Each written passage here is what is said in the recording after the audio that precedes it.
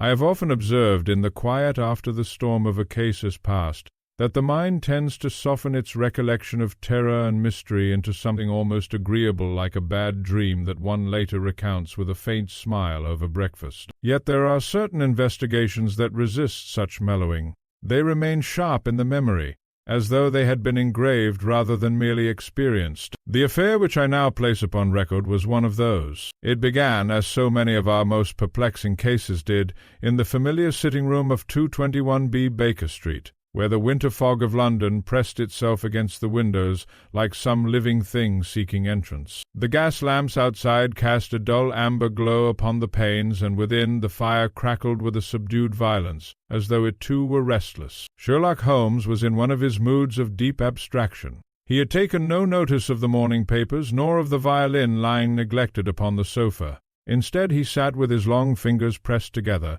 his gaze fixed upon a point in space that even I, accustomed as I was to his eccentricities, could not identify. I had been reading, though without comprehension, a medical journal. The silence between us was not uncomfortable, but it was dense like the air before a storm breaks. It was at precisely 20 minutes past 11 that the knock came. Not the ordinary knock of a tradesman or visitor, but something more urgent. 3 sharp taps, followed by a pause, and then another single tap, as though the hand upon the door had hesitated mid-thought. Holmes stirred. "You noticed it?" he asked without turning. "That the knock was irregular?"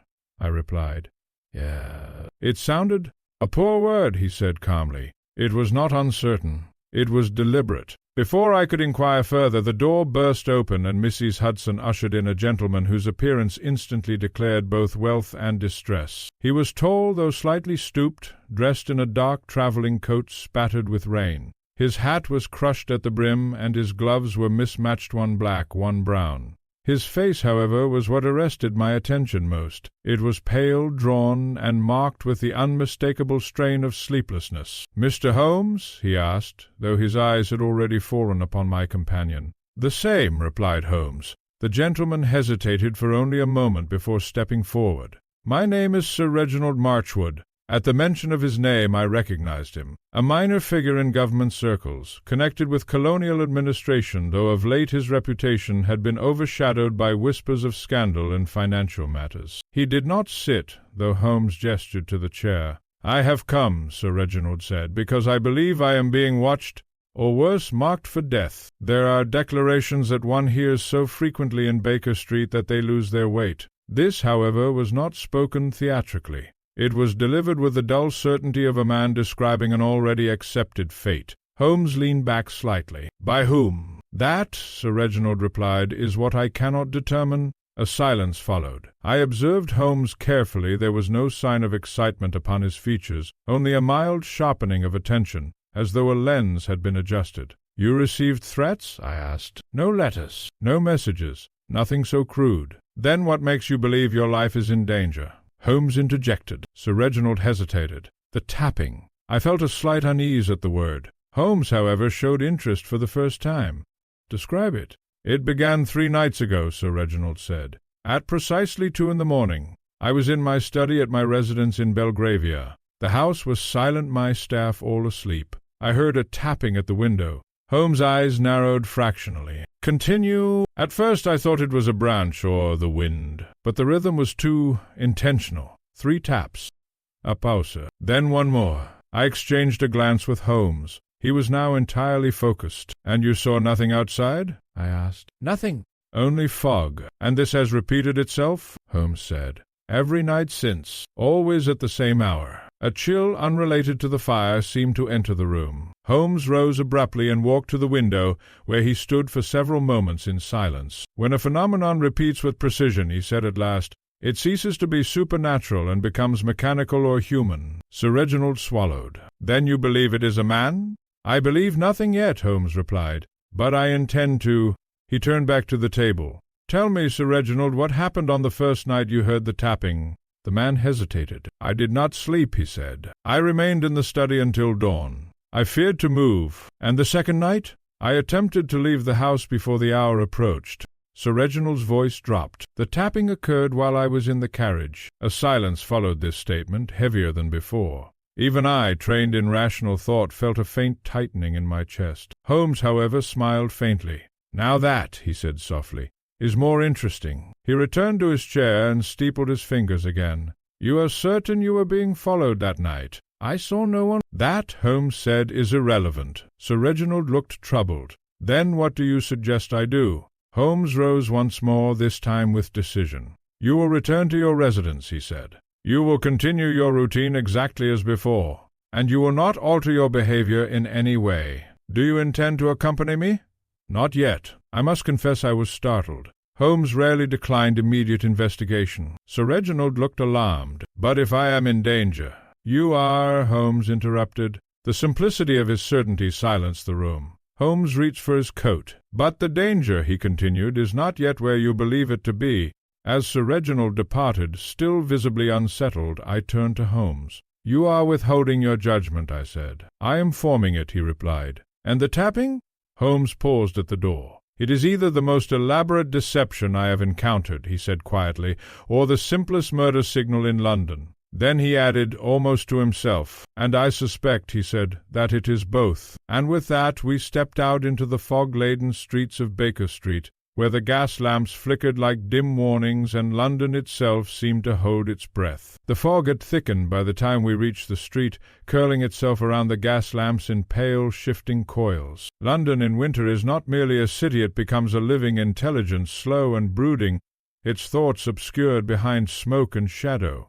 Sherlock Holmes walked ahead of me with his coat slightly open, unconcerned by the cold that bit through the air. I, less accustomed to his disregard for physical discomfort, drew my collar higher and followed. For several minutes neither of us spoke. Holmes' silence, I had learned, was never emptiness. It was computation. At last I ventured, "You believe Sir Reginald Marchwood is telling the truth?" Holmes did not slow his pace. "I believe," he said, "that he believes it." "That is not the same thing." "No," Holmes replied, "but it is often the more useful starting point." We turned into Baker Street's broader junction, where hansom cabs rattled over wet cobblestones like restless insects. A faint mist rose from the ground, catching the gaslight and breaking it into weak halos. Holmes stopped abruptly. "Tell me, Watson," he said, "what do you make of a signal that repeats with perfect timing?" "A signal?"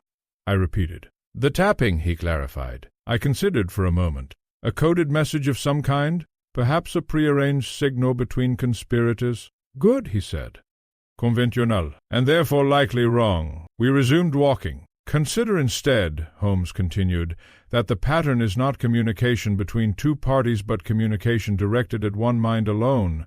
"You mean Sir Reginald?" "Precisely. But to what end?" Holmes gave a thin smile. "That is what makes it interesting." We reached a corner where the street narrowed, and here Holmes paused again. He leaned slightly toward the pavement, examining something I could not immediately discern. "What is it?" I asked. "Nothing," he said, "and that is precisely my concern." I bent down. There were faint marks in the mud-wheel tracks, overlapping, recently disturbed. A carriage had passed here, but the impression was indistinct, as though the driver had taken pains to disguise the route. Holmes straightened. "He left in a carriage," he said. "Yet he wishes us to believe he is pursued at his home. You think he is lying?" "No," Holmes said calmly. "I think he is frightened. The two are not incompatible." We walked on until the street widened again. "You noticed his gloves?" Holmes asked suddenly. "Yes," I replied. "Mismatched?" "Exactly." "An accident?" Holmes shook his head. "A man of his position does not dress by accident." I considered this. "Then a sign of haste?" "Or disguise," Holmes said quietly. That word lingered unpleasantly in the air between us. When we finally returned to Baker Street, Holmes immediately lit his lamp and sat at his desk, producing a notebook from the inner pocket of his coat. I, accustomed to his sudden transitions from movement to stillness, seated myself opposite him. He began to speak as he wrote. "3 taps," he said. "Pause. 1 tap." He wrote it down. "Time, precisely 2 in the morning." Another note, repeating nightly. "Window-based manifestation." He stopped. "Watson, what is the simplest explanation for a repeated nocturnal tapping at a window?" "A person outside the house," I replied. "Yes," he said, "but that assumes a person wishes to be seen or heard." He tapped the pen lightly against the desk. "Now consider something more precise. The timing, the regularity, the consistency across distance." "You are suggesting coordination," I said. I am suggesting, Holmes replied, mathematics. I frowned. I do not follow. He leaned back slightly. If a man wished to induce fear, he said, he might knock randomly. But randomness becomes familiar, predictable, ignorable. And so, Holmes said, he removes randomness. He introduces rhythm. I began to see his direction. You believe the tapping is engineered? I believe, he corrected, that it is constructed. There was a knock at the door, then soft, hesitant. Mrs. Hudson entered briefly with a telegram, which Holmes tore open instantly. He read it in silence. Then he handed it to me. It was from Sir Reginald Marchwood. Second occurrence confirmed while in transit. No visible source. Request immediate assistance. I felt a faint unease. This is impossible, I said. Holmes shook his head. No, Watson. It is merely incomplete. He stood suddenly. We go tonight, he said. To his residence? No, Holmes replied. To his window. I must admit I was startled by the phrasing. You intend to observe the phenomenon directly? I intend, he said, to observe the mechanism behind it. We arrived at Belgravia shortly before midnight. Sir Reginald's residence stood behind a wrought iron gate, its facade pale and imposing under the weak glow of street lamps. The windows were dark, but I could sense a tension within the structure itself, as though the building had been made aware of its own vulnerability. Holmes examined the exterior silently. Notice, he said, pointing toward the upper floor, the study window. I followed his gaze. The curtains were drawn, but unevenly. There, Holmes said softly, is our stage. We did not enter the house. Instead, Holmes led us across the street where a narrow alley ran between two properties. It was damp, forgotten, and smelled faintly of coal and rot. We waited. Time in such circumstances becomes elastic, each minute stretched unnaturally as though reluctant to pass. At exactly 2 a.m. it began. 3 taps. A pause. 1 tap. I felt a tightening in my chest. The sound came from above it, from the street. Not from the alley, but from the direction of the window. Holmes did not move. 3 taps. 1 tap. I turned instinctively toward Holmes, but his attention was fixed upward, unblinking. There, he whispered. And then I saw it. A faint movement, not a figure, not a shadow exactly, but a disturbance in the fog beyond the window-pane. Something precise, deliberate. Holmes took a single step forward. Watson, he said quietly, we are not dealing with intrusion. What then? I whispered back. Instruction, he replied. At that moment a third sequence of tapping began, but this time it was different. Irregular, almost impatient. Holmes' expression changed. For the first time since the case had begun, I saw uncertainty in him, not fear, but recalibration. This, he said softly, was not in his account. And then, without warning, the lights inside the house flickered on. A scream followed, and the night, which had until then been merely unsettling, became something altogether more urgent. I have often remarked that in the presence of true danger, the mind does not immediately register fear. Instead, it becomes sharply attentive, almost absorbing detail with an unnatural clarity. It is only later, in reflection, that the weight of what one has witnessed begins to settle. That night in Belgravia was such an occasion. The scream that had shattered the silence of Sir Reginald Marchwood's residence still echoed faintly in my ears as I stood frozen in the narrow alley. The sudden flare of light in the upper window had transformed the house from a dark, watchful structure into something exposed, almost vulnerable. Beside me, Sherlock Holmes had already moved. Stay close, he said sharply. We crossed the street without hesitation. Holmes approached the iron gate and examined it for only a moment before producing a slender instrument from his coat. Within seconds, the latch yielded with minimal resistance. The lock was recently oiled, I observed. Yes, Holmes replied, and therefore recently used. We entered. The garden was neatly kept, but the air felt disturbed like pages in a book that had been rapidly turned. Every sound seemed amplified. Our footsteps on gravel, the faint rustle of hedges, the distant ticking of an unseen clock inside the house. The front door stood slightly ajar. Holmes pushed it open. The interior was illuminated now, though unevenly.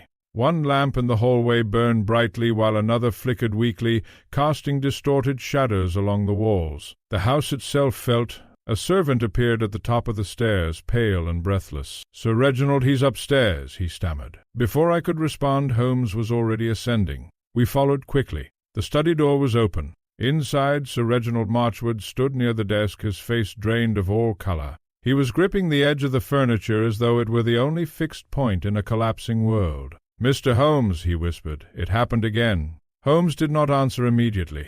Instead, his gaze moved across the room with mechanical precision. The window was closed, the curtains drawn. The lamp on the desk had been knocked slightly askew, and upon the glass faint but unmistakable were marks. 3 taps. A pause. 1 tap. Holmes stepped forward slowly. "Was the window open?" he asked. "No," Sir Reginald replied quickly. "It was locked. I checked it myself." "And yet," Holmes said softly, "the signal persisted." He turned to me. "Watson, what do you conclude?" I hesitated. "Either someone is outside the window, or the sound is being produced from inside the room." Holmes nodded slightly. "Good. Continue." "But that would mean—" I stopped. Holmes finished the thought for me. "That the threat is not external." Silence fell. Sir Reginald looked between us, confusion giving way to alarm. "That is absurd," he said. "I have no enemies within my household." Holmes did not argue. Instead, he walked to the desk and examined the lamp. "Tell me," he said, "who entered this room after the scream?" "My valet," Sir Reginald replied. "And the maid?" "That is all." Holmes bent slightly and studied the carpet near the desk. There were faint scuff marks, subtle but inconsistent with ordinary movement. "Interesting," Holmes murmured. He then turned abruptly to the window. "Open it," he instructed. Sir Reginald hesitated. "Open it," Holmes repeated more firmly.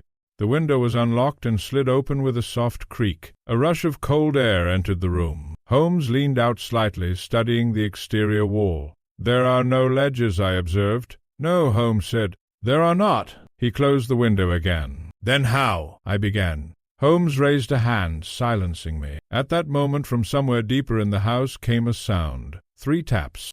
A pause. 1 tap. All of us froze. Sir Reginald stepped back instinctively. "It's impossible," he whispered. Holmes, however, moved immediately. "Stay here," he said. And then he left the room. I followed him down the corridor, though I confess I felt an unpleasant tension building in my chest. The sound had not come from the window, this time it had come from within the house itself. We moved quickly through the hallway, passing closed doors and dimly lit portraits whose eyes seemed to follow us. The tapping came again, this time louder. Holmes stopped abruptly at a door near the end of the corridor. "Here," he said. He placed his hand upon the handle. "Sir Reginald's private storage room," I said quietly. "Yes," Holmes replied. He opened the door. Inside, the room was cramped, filled with old furniture, boxes, and covered objects. Dust hung in the air like suspended memory, and in the center of the room stood a small mechanical device. It was crude yet deliberate in construction. A metal arm connected to a rotating cylinder, driven by a wound spring mechanism. At regular intervals, the arm struck a wooden panel. Tap. I stared in disbelief. Holmes approached it calmly. "A timing device," he said, "set to replicate a pattern." "But who could have placed this here?" I asked. Holmes did not answer immediately. Instead, he examined the mechanism closely. Then he spoke quietly. "Not placed," he said. "Installed?"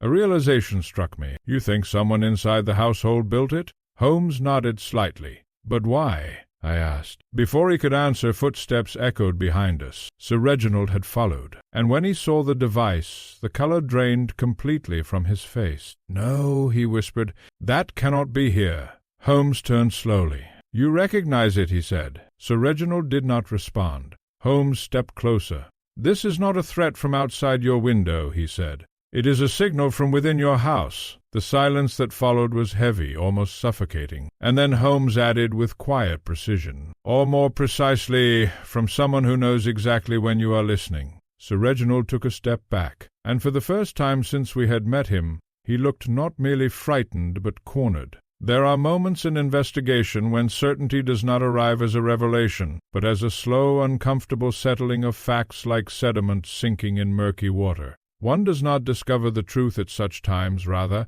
one watches it gradually take shape, resisting belief until resistance itself becomes impossible. That was the atmosphere which now filled Sir Reginald Marchwood's residence. The mechanical device still ticked faintly in the storage room behind us, its rhythm disturbingly patient. Even when silenced by Sherlock Holmes, it seemed to linger in the mind like an echo refusing to fade. Sir Reginald stood rigid near the doorway, his earlier composure entirely gone. The elegance of a man of influence had been stripped away, leaving only something raw beneath. "This is not mine," he said again, though less as a denial and more as a plea. "I have never seen this thing before tonight." Holmes did not respond immediately. Instead, he examined the mechanism with clinical precision, turning it slightly with his gloved fingers. "Spring-driven," he murmured. "Simple construction. Local craftsmanship. Not expensive, but deliberate." He straightened. "Watson," he said, "observe the wear on the metal arm." I stepped closer. There were faint abrasions, consistent use over several nights. "You mean," I said slowly, "it has been operating for some time." "Precisely," Holmes replied. Sir Reginald's voice sharpened. "That is impossible. I would have heard it." Holmes glanced at him. "Would you?" he asked gently. The question struck more deeply than accusation. We returned to the study in silence. The room felt different now, not because anything had changed physically, but because perception itself had altered. What had once seemed like a place of fear now appeared almost theatrical, as though we were missing some hidden stagehand manipulating events from behind a curtain. Holmes closed the door behind us. "Let us reconstruct the sequence," he said. Sir Reginald remained standing.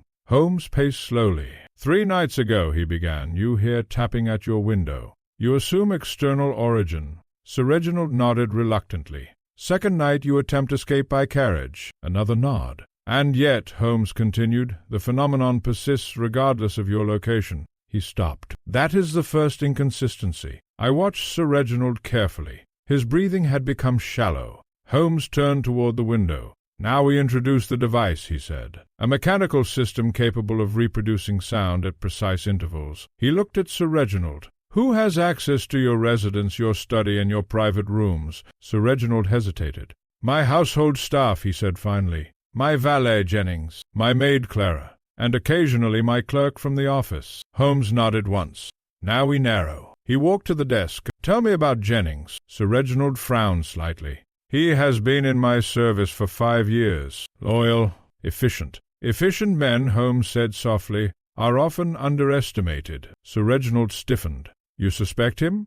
"I suspect nothing," Holmes replied. "I eliminate possibilities." A silence followed. Then Holmes said almost casually, "Watson, note the positioning of the desk relative to the window." I observed carefully. The desk was not centered. It sat slightly angled, as though recently moved. "Recent adjustment," I said. "Yes," Holmes agreed. "And why would one adjust furniture in a room already familiar?" Before I could answer, Holmes had already turned to Sir Reginald. "Did you move the desk?" "No," Sir Reginald replied quickly. "Then someone else did." The implication settled heavily. At that moment footsteps were heard outside the door. A knock followed, light, respectful. Sir Reginald's valet entered. Jennings was a thin man, neatly dressed, with an expression of habitual restraint. He carried himself with the quiet confidence of someone accustomed to order. "Sir Reginald," he said, "I heard raised voices. Is everything?" His eyes fell upon Holmes. There was a brief pause so slight that it might have been missed by anyone less observant than myself. But Holmes noticed. He always noticed. "Ah," Holmes said softly. "Mr. Jennings." The valet inclined his head. Holmes studied him, not aggressively, not accusingly, simply observing, as one might examine a map for inconsistencies. "Tell me," Holmes said, "what do you think of unusual sounds in a house?" Jennings appeared mildly confused. "I beg your pardon?" "The tapping," Holmes clarified. A faint tightening appeared in Jennings' expression. "I have heard nothing," he said. Holmes nodded. Sir Reginald interjected quickly. "Jennings, have you ever entered my study at night?" "No, sir." "Or near 2 in the morning?" "No, sir." Holmes stepped slightly closer. "And yet," he said quietly, "you are often awake at night, are you not?" Jennings hesitated. "I have duties," he replied carefully. "Of course," Holmes said. "And those duties require movement through the house." A silence stretched. I felt the room itself had become smaller. Then Holmes turned away abruptly. "Very well," he said. "That will be all." Jennings bowed slightly and left. The moment the door closed, Sir Reginald exhaled sharply. "You suspect him," he said again. "I suspect everyone," Holmes replied. "And yourself?" I asked before I could restrain the thought. Holmes gave a faint smile. "Especially myself," he said. He walked to the window and looked out into the night. "Watson," he said, "what we have here is not a haunting, nor is it merely intimidation." "What then?" I asked. "A rehearsal," Holmes replied. I frowned. "A rehearsal for what?" Holmes did not answer immediately.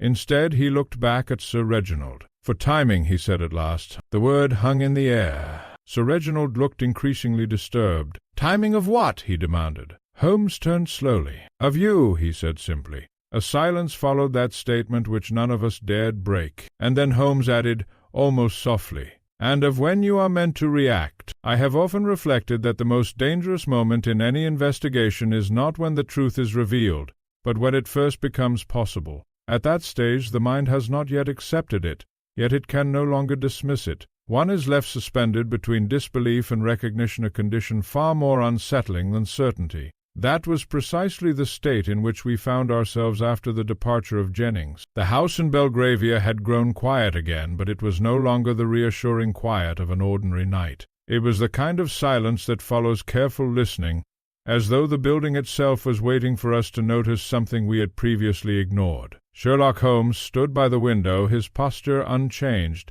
but I had learned to read the subtle signs in him. His stillness was never passive, it was concentrated thought reaching its highest density. Sir Reginald Marchwood remained near the desk, visibly unsettled. "You said I am being timed," he repeated. "What does that even mean?" Holmes did not turn. "It means," he said quietly, "that your reactions are part of the design." I felt a slight unease at his words. Holmes moved away from the window and began pacing again, but now more slowly, as though each step corresponded to an internal calculation.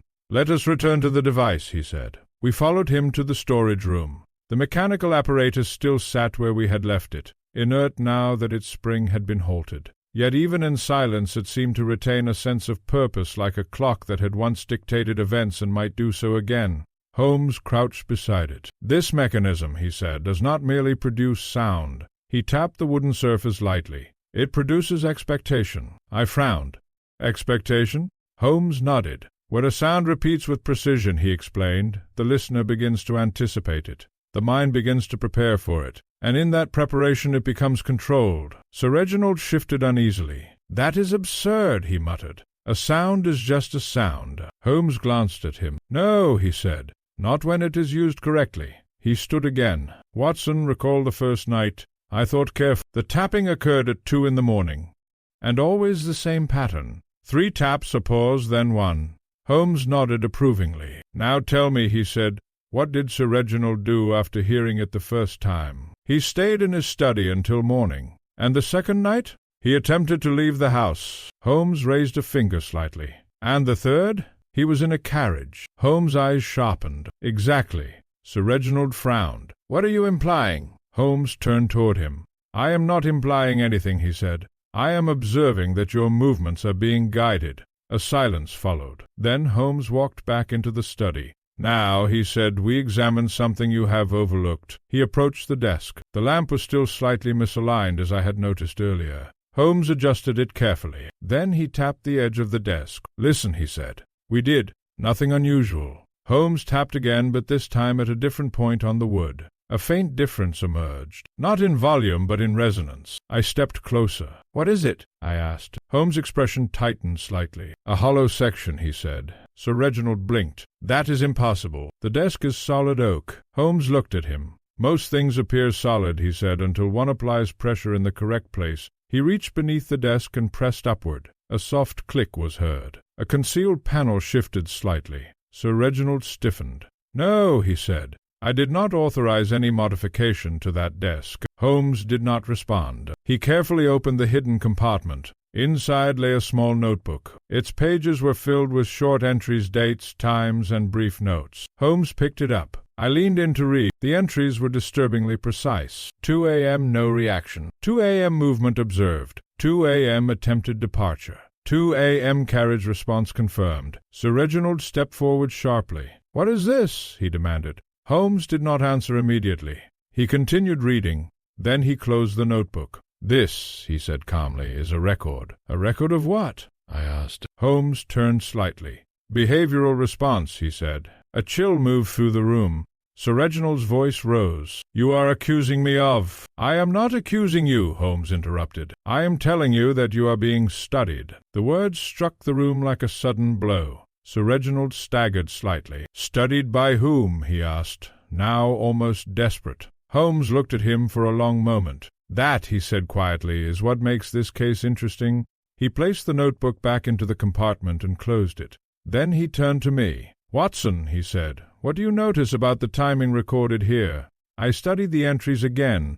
"It is always the same hour," I said. 2 in the morning. Holmes nodded. "And what does that suggest?" "Precision," I replied. "Planning." "More than that," Holmes said. "It suggests dependence." Sir Reginald frowned. "Dependence on what?" Holmes' gaze sharpened slightly. "On your presence," he said. The room fell silent. Then Holmes added, "If you were not present at the correct time, the signal would lose its meaning." Sir Reginald looked increasingly shaken. "You are saying," he whispered, "that someone is waiting for my reaction?"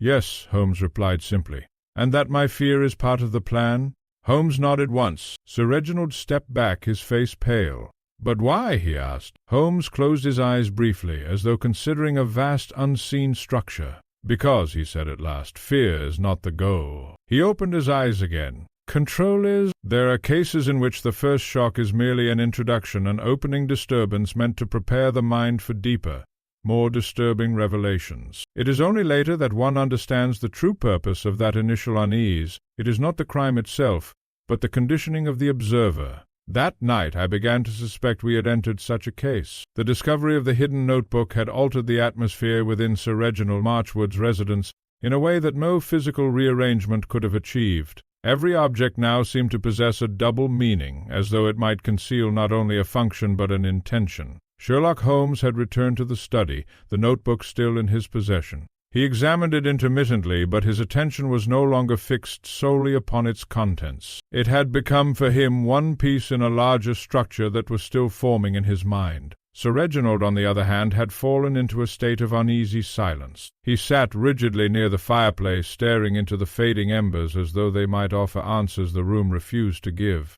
I stood near the window, watching the fog outside thicken once again over Belgravia. It was then that Holmes spoke. "This case," he said quietly, "is accelerating." I turned toward him. "Accelerating?" "Yes," he replied. "The rhythm is changing." Before I could ask him to clarify, a distant sound interrupted the silence. Not the tapping we had come to associate with the case, but something heavier. A crash. It came from downstairs. Sir Reginald sprang to his feet immediately. "What was that?" he demanded. Holmes was already moving. "Stay here," he instructed sharply. But Sir Reginald did not obey. Neither did I. We followed Holmes down the corridor, the sudden urgency transforming the house once again into a space of tension and shadow. The sound came again closer now. A disturbance followed by hurried movement. We reached the lower floor in moments. The front hall was illuminated but unevenly as before. One of the lamps had been knocked askew, casting strange angular shadows across the walls. And near the entrance, the door stood open. Holmes stopped immediately. His eyes narrowed. "Interesting," he said softly. Sir Reginald rushed forward. "Jennings," he called. "Jennings, report." There was no response. The valet did not appear. Instead, we found signs of intrusion. A coat-stand had been overturned. A small table near the entrance lay on its side, and on the polished floor faint muddy footprints led inward, not outward. Holmes crouched immediately. "Watson," he said, "observe the pattern." I examined the footprints. They were uneven, partially smudged, as though the intruder had moved quickly but cautiously. "There was someone here," I said. "Yes," Holmes replied, "but not necessarily an outsider." Sir Reginald looked alarmed. "What are you suggesting now?" Holmes stood slowly. "I am suggesting," he said, "that access was not forced." He walked toward the door. The lock had not been broken, nor had the frame been damaged. Holmes touched the latch gently. It was opened, he concluded, from the inside. A silence followed. Sir Reginald's voice dropped. "That is impossible." Holmes did not respond. Instead he examined the footprints again. "They enter," he murmured, "but do not clearly exit." He straightened. "Watson, how many exits does this house have?" "Front door," I said, thinking quickly. "Back entrance through the kitchen and the servants' passage." Holmes nodded. "And which of those is least observed?" "The servants' passage," I replied. Holmes' expression tightened slightly. "Then we go there." We moved quickly through the house, the earlier unease now replaced by urgency. The corridors seemed longer than before, as though the building itself resisted our progress. As we approached the rear section, I noticed something unsettling. The silence was no longer complete. There were faint sounds, subtle, irregular movements somewhere within the structure. Holmes paused. "Do you hear it?" he asked. I nodded. It was not the tapping this time. It was movement. Deliberate. We reached the servants' passage. The door stood slightly open. Holmes pushed it gently. Inside, the corridor was narrow, dimly lit, and lined with storage alcoves. The air felt colder here, more stagnant. Then we saw it. At the far end of the passage, a figure moved briefly across the opening. Only a silhouette. Then it vanished. Sir Reginald's breath caught sharply. "Jennings," he whispered. Holmes did not confirm. Instead, he began walking forward slowly. We followed. The passage led to a small storage room at the rear of the house. The door was ajar. Holmes placed his hand on it and pushed. Inside, chaos. Boxes had been disturbed, shelves partially emptied, and in the center of the room, another device, similar in structure to the one we had discovered earlier, but smaller, more refined, and still active. I felt a tightening in my chest. Holmes approached it without hesitation. "This is not the same mechanism," he said quietly. Sir Reginald stepped forward. "There is more than one?" Holmes nodded. "Multiple points of deployment," he said. "Coordinated?" He crouched and examined it closely. "This one," he added, "has been recently adjusted." At that moment a sound came from behind us, a door closing. We turned sharply. The passage was empty, but the sensation of presence remained. Holmes stood slowly. "We are no longer observers," he said quietly. "What does that mean?" I asked. Holmes' eyes narrowed. "It means," he replied, "that whoever is controlling this pattern has noticed us." Sir Reginald looked shaken. "Then we are in danger." Holmes shook his head slightly. "No," he said. "A pause. Not danger." He glanced toward the corridor. "Engagement. It is a peculiar truth of human nature that when one finally believes one has begun to understand a mystery, the mystery itself often changes shape. What had seemed like a straight corridor of logic becomes a maze, not because new facts appear, but because old facts begin to contradict themselves in subtle, almost imperceptible ways. That night, in the servants' passage of Sir Reginald Marchwood's residence, I felt we had reached precisely such a turning point. The second mechanical device still ticked faintly in the storage room, its rhythm steady and indifferent, as though it had no interest in the panic it had already caused. Yet the true disturbance was no longer the machine itself, it was the awareness that we were no longer alone in our observation. Sherlock Holmes stood motionless for a moment, his head slightly tilted, as though listening not to sound but to intention. Then he spoke. "We are being led," he said quietly. Sir Reginald frowned. "Led?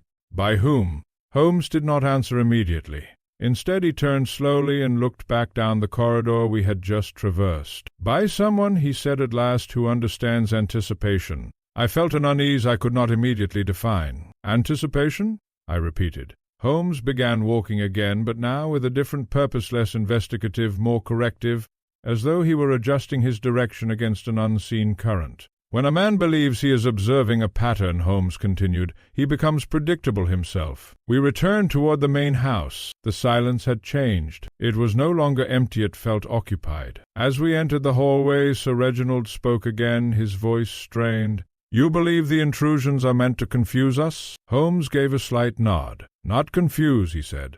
I frowned. "Redirect toward what?" Holmes stopped. "That," he said softly, "is the correct question." We re-entered the study. The room was unchanged physically, yet its meaning had shifted. The earlier discovery of the hidden notebook now felt less like a revelation and more like a deliberate invitation. Holmes approached the desk. "Watson," he said, "what is the most efficient way to conceal a truth?" "By hiding it?" Holmes shook his head. "By surrounding it with multiple believable alternatives," he said, "so that the truth becomes just another possibility." Sir Reginald paced nervously. "This is absurd. You are suggesting my entire household is part of some elaborate performance." Holmes turned slightly. "I am suggesting," he replied, "that performance is exactly what is being staged." At that moment a faint sound reached us. Not the tapping, not the mechanical rhythm. Something softer. A scrape. Holmes immediately turned toward the corridor. "Watson," he said sharply, "did you hear that?" "Yes," I replied. He moved without hesitation. We followed. The sound led us back toward the upper floor, but this time it was inconsistent appearing, disappearing, shifting direction in a way that made it impossible to localize precisely. Sir Reginald stopped abruptly halfway up the stairs. "I cannot continue," he said. "This is madness." Holmes did not pause. "Then remain," he said calmly. "Madness is optional." And he continued upward. I followed. At the top landing we found the corridor dimmer than before. One of the gas lamps had flickered low, casting long, unstable shadows along the walls. The scrape came again, this time closer. Holmes stopped near Sir Reginald's private study door. "It is here," he said. Sir Reginald, having reluctantly followed us, looked alarmed. "That room is empty. No one uses it." Holmes did not respond. He opened the door. Inside, the room appeared undisturbed at first glance. A small writing desk, shelves of correspondence, and a chair positioned slightly away from the center. Holmes stepped in slowly. Then he paused. "Watson," he said quietly. "Yes?" "Look at the chair." I approached. At first nothing seemed unusual. Then I noticed it. A faint scuff mark on the floor beneath it, fresh. Recent movement. Holmes crouched beside the desk. "There has been activity here," he said. Sir Reginald shook his head. "Impossible. No one enters this room." Holmes looked up at him. "Then someone," he said, "enters without permission." He opened one of the desk drawers. Another. Also empty. Then he paused at the bottom drawer. He pulled it open slowly. Inside was a folded piece of paper. Holmes unfolded it. He read silently. Then his expression changed, not dramatically, but subtly. A tightening around the eyes. A recalibration. "What is it?" I asked. He handed it to me. The message was brief. "The observer is now observed." I felt a chill run through me. Sir Reginald stepped forward. "That is not mine." Holmes nodded slowly. "I know," he said. He placed the note back into the drawer. Then he turned toward the window. Outside, the fog had thickened again, pressing against the glass like something patient and waiting. Holmes spoke quietly. "This case," he said, "is no longer about a single signal." "What is it about then?" I asked. He did not answer immediately. Instead, he looked at Sir Reginald. "It is about belief," he said at last. Sir Reginald frowned. "Belief in what?" Holmes' voice remained calm, but there was now something sharper beneath it. "Belief," he said, "that you are in control of your own responses." A silence followed. Then Holmes added, "And that belief," he said softly, "is being dismantled one reaction at a time. There are moments in the life of an investigator when analysis must yield to action, not because logic has failed, but because logic has reached the limits of passive observation. In such moments one does not abandon reasoning, one applies it in a different form. That night in Sir Reginald Marchwood's house I saw Sherlock Holmes make such a transition. He stood for a long time by the window in Sir Reginald's private study, his eyes fixed upon the fog outside. Yet I knew he was not truly looking at the street. He was looking through it, beyond it, toward whatever invisible structure had been shaping events from the beginning. At last he spoke. "We have been reacting," he said quietly. Sir Reginald, still shaken by the note, replied, "Is that not what we are supposed to do?" "Something is happening in my house." Holmes interrupted gently. "No," he said. "That is what they want you to believe you are supposed to do." I felt a subtle shift in his tone. The investigation was no longer purely observational. It had become strategic. Holmes turned away from the window. "Watson," he said, "we now change the terms of engagement." I stepped forward slightly. "How?" A faint, almost imperceptible smile crossed his face. "By breaking the rhythm," he said. Sir Reginald frowned. "The rhythm?" Holmes nodded. "The tapping," he explained. "The timing. The expectation. It is not merely a signal, it is a structure. And structures rely on predictability." He paused. "Remove predictability," he continued, "and the structure collapses." Sir Reginald looked uncertain. "And how do we do that?" Holmes' gaze sharpened. "By becoming unpredictable ourselves." We moved downstairs shortly after. Holmes instructed Sir Reginald to remain in the study under strict conditions. No movement, no response to any sound, no matter what occurred. "You are not to react," Holmes said firmly. "Not under any circumstance." Sir Reginald hesitated. "And if I hear it again?" Holmes met his gaze. "Then you prove my hypothesis correct," he said. We left him alone. I followed Holmes into the corridor. "This is dangerous," I said quietly. "If someone is truly manipulating him psychologically." Holmes cut me off. "Then we must interrupt the pattern directly," he replied. We descended to the lower floor. The house felt different now, not quieter, more aware, as though the walls themselves were anticipating movement. Holmes stopped near the entrance hole. "Watson," he said, "observe carefully tonight. Do not interpret, only record." I nodded. He then did something unexpected. He extinguished several of the lamps. The hallway dimmed instantly, shadows stretching unnaturally along the walls. "Why reduce visibility?" I asked. Holmes replied calmly, "Because clarity belongs to the observer, and tonight we allow the other side to feel uncertain." We waited. Minutes passed, then more. The silence stretched, and then 3 taps. 1 tap. It came from above, from Sir Reginald's study. I instinctively tensed, but Holmes raised a hand slightly. "Do not move," he whispered. We remained still. Again the tapping repeated. Exactly the same pattern. Holmes exhaled slowly. "Perfect," he murmured. "What is perfect?" I asked quietly. He did not answer immediately. Instead, he began walking, but not toward the stairs, toward the back of the house. I followed. The tapping continued intermittently, like a metronome marking time for a performance we were not yet meant to interrupt. We reached the servants' passage again. Holmes stopped. "This is where the structure is weakest," he said. "Why here?" I asked. "Because," Holmes replied, "this is where observation becomes assumption." He knelt near the floorboards. "Watson," he said, "if you were controlling a system designed to observe reactions, where would you place your entry point?" "Near the target." Holmes shook his head. "No," he said, "near the observer." That sentence lingered. He stood again. "We are no longer dealing with simple intrusion," he said. "We are dealing with feedback." Suddenly a faint sound echoed again. Not the tapping this time. A soft movement closer. Inside the passage. I turned sharply. Nothing visible. But Holmes' eyes narrowed. "There," he said softly. He stepped forward into the dim corridor. And then, for the first time, I saw it. A shadow brief, precise, moving just beyond the edge of the light. It did not flee. It adjusted, as though it had been expecting us to notice it at that exact moment. Holmes stopped. "Now," he said quietly, "we begin." He turned slightly toward me. "Watson," he added, "we are no longer observing a mystery.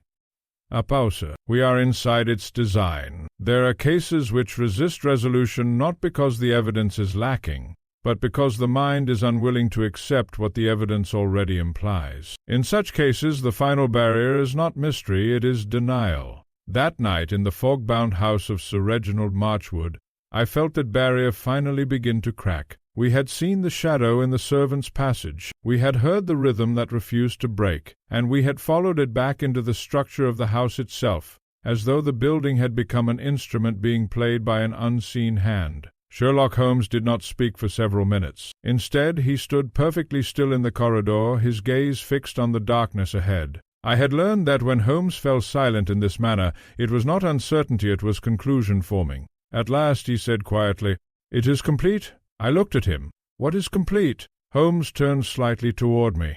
"The model," he replied. Sir Reginald, standing behind us, looked increasingly disturbed. "Model of what?" Holmes did not answer him directly. Instead, he began walking forward again, but this time with purpose that felt final rather than exploratory. "Watson," he said, "you have observed the tapping as a signal." "Yes," I replied. "And Sir Reginald has interpreted it as threat." Sir Reginald nodded quickly.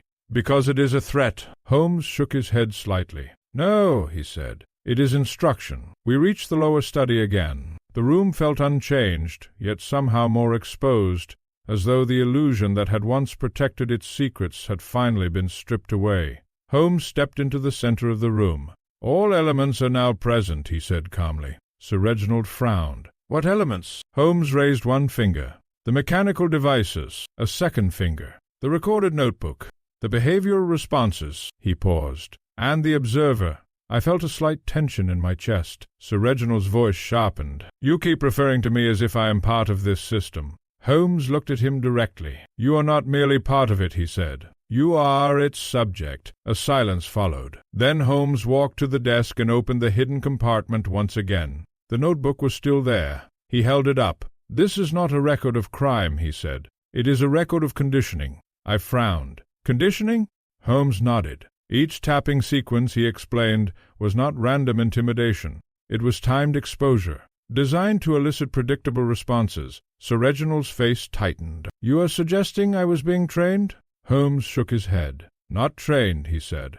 "Mapped?" He walked toward the window. "Consider the sequence," he continued. "Night 1, observation. Night 2, reaction. Night 3, displacement. Night 4, escalation." He turned back to us. "And each time," he added quietly, "your behavior became more predictable." Sir Reginald stepped back. "That is madness." Holmes' voice remained calm. "No," he said. "It is design." At that moment a faint sound echoed from above. 3 taps. 1 tap. Sir Reginald flinched instinctively. But Holmes did not react. Instead, he smiled faintly. "Too late," he said softly. I felt a chill. "What do you mean?" I asked. Holmes turned toward the ceiling. "That signal," he said, "is no longer for him." Sir Reginald's voice broke slightly. "Then for whom is it?" Holmes looked at him. "For us," he said. A silence followed. Then Holmes walked slowly to the center of the room. "All participants are now present," he said calmly. Sir Reginald looked confused.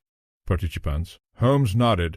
"The subject," he said, gesturing slightly towards Sir Reginald. "The observer," he added, glancing briefly at me. "And the system." Sir Reginald shook his head. "There is no system." Holmes' expression sharpened. "Exactly," he said. That statement hung in the air. Then Holmes began to explain, not quickly, not dramatically, but with the steady precision of a man assembling a final equation. "There was never a single intruder," he said. "There were stages." He paced slowly. "The first device was not meant to frighten you," he said to Sir Reginald. "It was meant to establish rhythm," he continued. "The notebook was not evidence of observation, it was evidence of response." He stopped. "And the intrusions in the house were not breaches of security.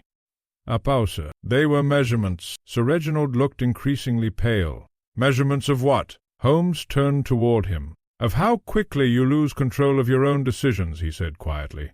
A long silence followed. Then Holmes added, almost gently, "And you did." At that moment I understood. Not fully, but enough to feel the structure collapsing into view. Sir Reginald whispered, "Then who is behind it?" Holmes looked at him for a long moment, and for the first time in the case his expression softened not with sympathy but with final clarity. "The question," he said, "is no longer who." A pause. "It is whether you were ever separate from it at all. There are conclusions which arrive with the force of revelation, and there are those which arrive more quietly, like a door closing in another room, leaving the listener unsure whether it was intentional or imagined. The latter are often more disturbing, for they leave space for doubt to continue breathing. That night, in Sir Reginald Marchwood's residence, the truth seemed to fall into the second category. The silence in the study had become dense again, but no longer empty. It was now charged with meaning, as though every object in the room had been reassigned a place in a larger, invisible structure. Sherlock Holmes stood still for a long moment after speaking. His words had not been dramatic, but they had altered the shape of the room itself. Sir Reginald remained frozen where he stood, his face drained of color, his earlier certainty completely dismantled. "That cannot be true," he whispered at last. Holmes did not respond immediately. Instead, he moved to the desk and closed the hidden compartment with careful precision, as though sealing away not just an object, but an interpretation. "Truth," Holmes said quietly, "is rarely concerned with acceptance." I stepped forward slightly. "Then what are we to conclude from all this?" Holmes turned toward me. "That the case is not about intrusion," he said. "It is about influence." Sir Reginald gave a short, broken laugh. "Influence? On me?" Holmes nodded once. "On perception," he corrected. A silence followed. Outside the window the fog pressed against the glass again, thick and unmoving, as though London itself had become a witness refusing to leave. Holmes walked slowly toward the center of the room. "Let us summarize," he said. I knew that tone. It was the tone he adopted when chaos was being converted into structure. "Stage 1, he said, raising a finger. "Establish rhythm." He raised a second. "Stage 2. Create expectation." "Stage 3. Observe response." He paused. "And Stage 4." He did not finish immediately. Sir Reginald's voice broke the silence. "What is Stage 4? Holmes looked at him. "Belief," he said simply. I frowned. "Belief in what?" Holmes turned slightly. "Belief," he said, "that the subject understands what is happening." A silence followed. Then Holmes continued more softly. "And once a man believes he understands the system acting upon him," he said, "he stops questioning whether the system is external at all." Sir Reginald shook his head. "You are saying I created this?" Holmes' response was immediate. "No," he said. "I am saying you participated in it." The distinction hung heavily in the air. I found myself unsettled not by accusation but by implication. Sir Reginald stepped back slightly. "This is absurd. I am a victim in this." Holmes studied him carefully. "Perhaps," he said at last, "that single word carried weight precisely because it did not confirm nor deny." He turned away and walked toward the window again. For a moment he said nothing. Then, quietly, "Watson." "Yes?" "Tell me what you saw in the passage earlier." I hesitated. "A shadow," I said. "A movement." "Not clearly defined." Holmes nodded. "And what did it do when you observed it?" I thought carefully. Holmes turned. Exactly, he said. Sir Reginald frowned. Adjusted to what? Holmes looked at him. To awareness, he said. A pause followed. Then Holmes added, That is the final stage of any controlled system. It begins to respond not to action but to observation. I felt a slow realization forming, uncomfortable and incomplete. You are suggesting, I said slowly, that whoever is behind this knew when we were watching them?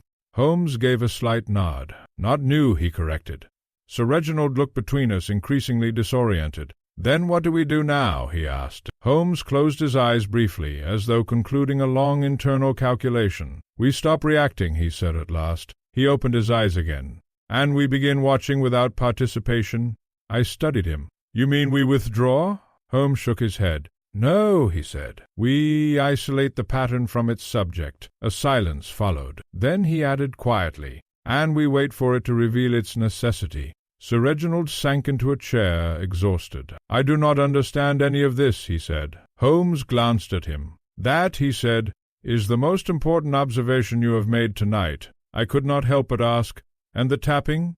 Holmes looked toward the ceiling. It will continue, he said calmly. Sir Reginald stiffened. Even now? Yes, Holmes replied. Even without reaction? Holmes nodded. Especially then. A silence followed that felt heavier than any we had yet experienced. Then Holmes spoke one final time that night. Watson, he said quietly, this case is no longer about stopping a crime. I looked at him. It is about understanding why it continues even when it is no longer needed. And with that he turned off the lamp. There are moments in investigation when the mind, having followed every visible thread, begins to sense something invisible beneath them, all a structure not yet named, not yet fully understood, but undeniably present. It is at such moments that intuition begins to resemble certainty, though it has not yet earned the right. In Sir Reginald Marchwood's house, that sensation had begun to settle over us like the fog outside, quiet, persistent, and unavoidable. The lamp had been extinguished, yet the room was not dark. The faint glow from the street filtered through the curtains, dividing the study into uncertain layers of shadow and suggestion. Everything felt suspended, as though even time had reduced its pace to observe what would happen next. Sherlock Holmes remained standing near the window, unmoving. I had long since learned that his stillness was not inactivity, it was attention refined to its purest form. Sir Reginald sat in the chair where he had collapsed earlier, his posture now drained of resistance. Whatever authority or composure he once possessed had been replaced by exhaustion and uncertainty. I remained near the desk, watching both men carefully. At last Holmes spoke. It continues, he said quietly. Sir Reginald looked up. What continues? Holmes did not answer immediately. Instead he listened, and then faintly, 3 taps. 1 tap. It came from somewhere above us, exactly as before. Sir Reginald flinched involuntarily, but this time he did not stand. The reaction was smaller, more contained, almost resigned. Holmes, however, nodded slightly. Good, he said. I frowned. Good? Holmes turned toward me. Yes, he said. Consistency. Sir Reginald gave a weak, uncertain laugh. You call this consistency?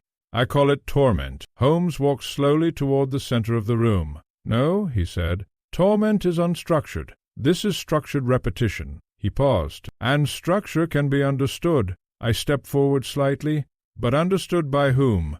Holmes looked at me directly. By the one who designed it, he said. A silence followed. Then Holmes added, and by those who refuse to accept that they are inside it. Sir Reginald shook his head. You keep speaking as though this house is part of some experiment. Holmes nodded. That is because, he said calmly, it is behaving like one. He turned slightly toward the ceiling again. Watson, he said, what do you hear now? I listened carefully. The tapping had stopped. That is unusual, I said. Holmes nodded. Yes, he replied. Because the pattern is complete. Sir Reginald frowned.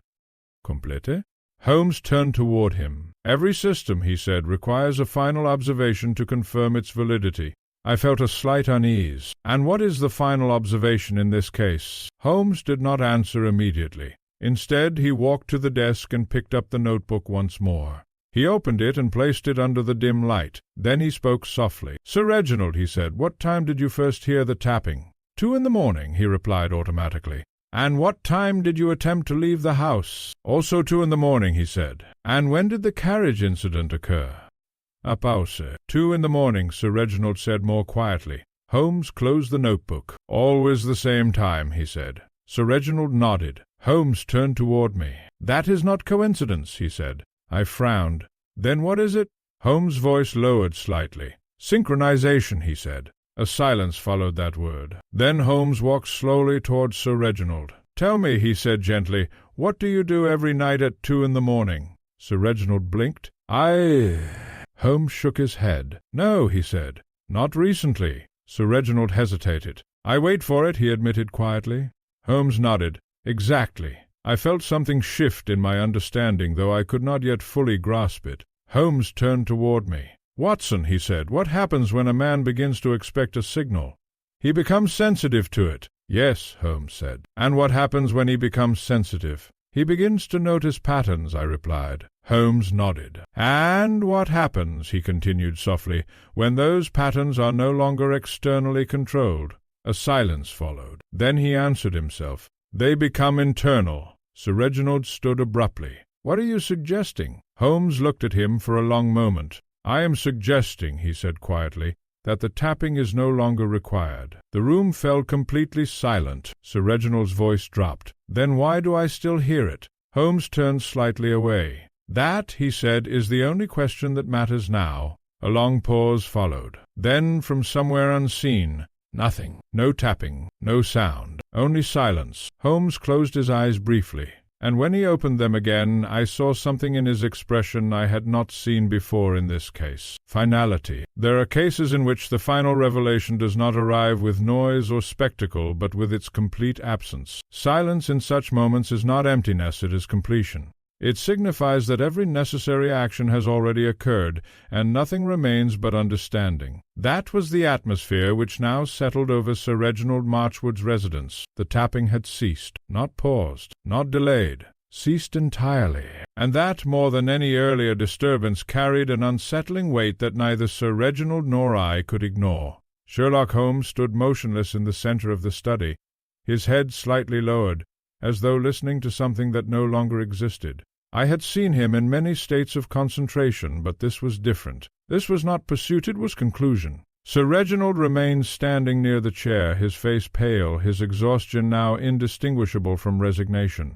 "I hear nothing," he said finally, almost in disbelief. Holmes did not respond immediately. Then he spoke softly. "That," he said, "is precisely the point." I stepped forward. "Holmes, has it stopped?" He turned toward me slowly. "Yes," he replied. A silence followed. Sir Reginald let out a breath he seemed to have been holding for hours. "Then it is over." Holmes looked at him. "No," he said quietly. "It is complete." That word again, but this time it felt different. Sir Reginald frowned. "Complete?" Holmes walked slowly toward the desk, placing his hand upon its surface. "Every system," he said, "requires a final confirmation that its influence has been absorbed." He looked at Sir Reginald. "And you have provided it." Sir Reginald shook his head. "I do not understand." Holmes' voice remained calm. "You no longer react," he said. "You anticipate. You wait. You adjust your behavior around expectation." A pause. "That is the final stage." I felt a subtle tightening in my thoughts. "Then the tapping was never meant to frighten him?" Holmes nodded. "It was meant," he said, "to teach him to listen for something that could not be removed." Sir Reginald stepped back slightly. "But I am free now. I hear nothing." Holmes studied him carefully. "Yes," he said, "because the signal is no longer external." The room fell silent. Sir Reginald's expression slowly changed. "What are you saying?" Holmes turned slightly toward the window. "I am saying," he replied, "that once a pattern is fully internalized, its external form becomes unnecessary." A long silence followed. Then Holmes added, more softly, "And yet it continues." Sir Reginald looked alarmed again. "Inside me?" Holmes did not answer directly. Instead, he said, "Tell me, Sir Reginald, what time do you expect it?" The question struck the room like a sudden chill. Sir Reginald hesitated. 2 in the morning? Holmes nodded once. "And do you hear it now?" Sir Reginald froze. "I know," he said quickly. "No, I do not." Holmes looked at him steadily. "Yet you are still waiting for it," he said. A silence followed. Sir Reginald lowered his gaze, and in that moment I understood what Holmes had been guiding us toward all along, not a mechanical deception, not a hidden intruder, but something far more precise and far more unsettling. A learned expectation. Holmes walked slowly to the center of the room again. "Watson," he said quietly, "what have we learned?" I considered carefully. "That the tapping was a constructed pattern," I said, "designed to influence behavior." Holmes nodded. "And once behavior adapts," he added, "the pattern is no longer needed." Sir Reginald whispered, "Then why did it stop?" Holmes looked at him. "Because," he said calmly, "it had already succeeded." A silence followed. Outside, the fog had begun to thin slightly, as though London itself had exhaled. Holmes adjusted his coat. "This case," he said, "is no longer active." Sir Reginald looked up. "Then what happens to me now?" Holmes regarded him for a long moment. "Nothing," he said simply. "That is the point." I frowned. "Nothing?" Holmes nodded. "You will return to your life," he said, "and you will discover whether the pattern has ended or merely changed location." Sir Reginald said nothing. Holmes turned toward the door. "Come, Watson," he said quietly. As we left the house, I glanced back once more at Sir Reginald standing alone in the study, and for the first time I wondered whether the most effective deception in this entire affair had ever required an enemy at all. It is a curious thing, Watson has often remarked, that the end of a case rarely feels like an end at all. More often it resembles a door left slightly ajar through which something unseen may still pass, long after we believe the matter to be concluded. I have found this observation to be especially true in the most unsettling of our investigations. That night, as we left Sir Reginald Marchwood's residence behind us, the fog of Belgravia had begun to loosen its grip on the streets. The gas lamps appeared less like distant witnesses and more like ordinary fixtures of a sleeping city. Yet within me a certain unease persisted, subtle, persistent, and difficult to name. Sherlock Holmes walked beside me in silence for some time. It was only when we had turned 2 streets away from the house that I finally spoke. "It is finished, then?"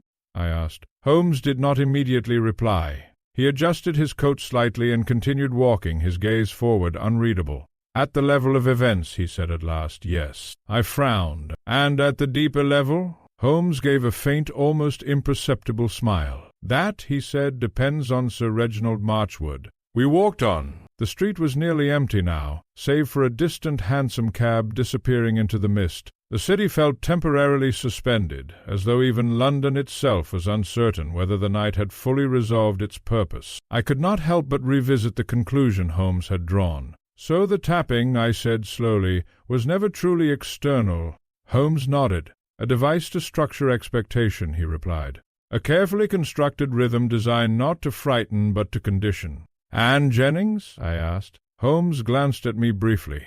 "A participant," he said. "Whether knowingly or not." I hesitated. "And Sir Reginald?" Holmes stopped walking. For a moment he said nothing.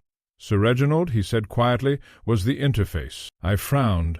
"Interface?" Holmes resumed walking. "The point," he explained, "at which observation became self-observation." We walked in silence again. After some time I asked the question that had been forming since the conclusion of the case. "Then who was controlling it?" Holmes did not answer immediately. When he did, his voice was softer than usual. "Watson," he said, "not all control is personal." I looked at him. "What do you mean?" He stopped beneath a gas lamp and turned slightly toward me. "Some systems," he said, "continue because they have been understood, not because they are enforced." A pause.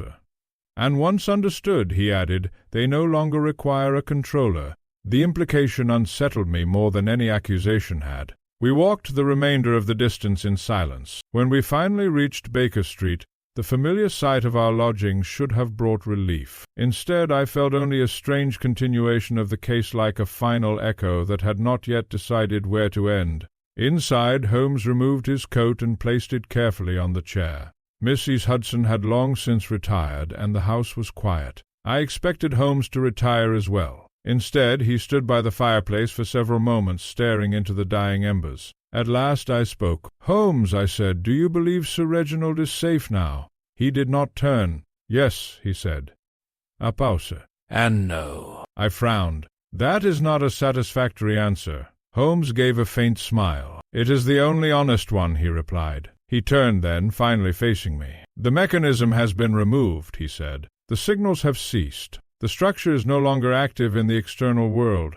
"And yet?" I prompted. Holmes' expression grew more thoughtful. "And yet," he said, "the most successful part of the system remains intact." I felt a slight chill. "Which is?" Holmes met my gaze directly. "The expectation," he said quietly. A silence followed. Outside, London continued its distant, indifferent life. Then Holmes added, almost as an afterthought, "Watson, have you ever noticed how silence can sometimes feel like a continuation of sound rather than its absence?" I considered the question carefully. "Yes," I admitted. Holmes nodded. "Then you understand," he said. He returned to his chair and picked up his violin, though he did not play it. Instead, he simply held it, and for a long time neither of us spoke. Because in that moment I understood something I could not yet fully articulate. The hand that had once tapped at night had not vanished. It had only changed form, and somewhere in Belgravia a man was still listening for it.